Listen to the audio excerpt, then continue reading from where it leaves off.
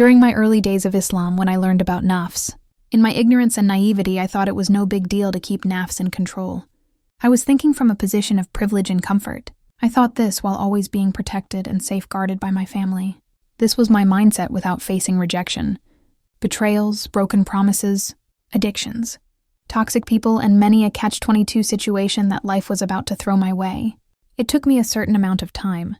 Few setbacks, lost friendships, tons of self-help books, unending conversations with my friends, mentors, and Islamic lectures to understand how truly difficult and important controlling nafs is. For those who don't know or are new to Islam in our tradition, we have 3 types of self-soul nafs. Nafs ul ammara, the inciting nafs. Nafs ul lawama, the self-accusing nafs.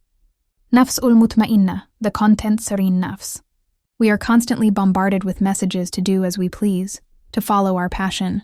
This is where nafs ul ammara comes into play. This is a type of self that dominates us, subjugates us, and overpowers us. And fighting it is tough.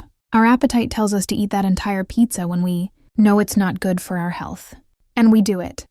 Nafs ul ammara, our heart tells us to talk. Some more to that man who is haram for us, and we continue talking to him in the wee hours of night when no one's around. Nafs ul ammara, our pride tells us to put someone in their place, to shout at someone, to scream at someone, and we do it. Nafs ul ammara, our window shopping, turns into a shopping spree where we end up spending unnecessary amount of money on things we don't need. Nafs ul ammara, we want to wear that dress that oversteps the boundaries of hijab in a mixed gathering, and we wear it. Nafs ul ammara, now that we have a certain understanding of this self, we need to understand how to control it, and more importantly, how to take responsibility for it, because if we don't, it will control us, subjugate us, and render us helpless to its never-ending desires. We are humans. We are fragile, and we are all work in progress.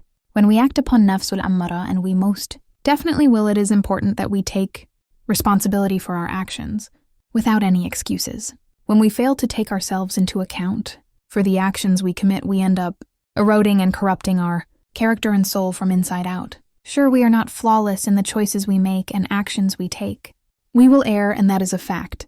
But when we make excuses and don't own our behavior, we make it worse for others and doubly worse for ourselves. When we hurt others and behave without integrity, we don't only hurt them, we also suffer inside, knowing we did something wrong until we take responsibility and make amends. Here are 5 ways on how to take responsibility for your actions and be less reactive and more responsive.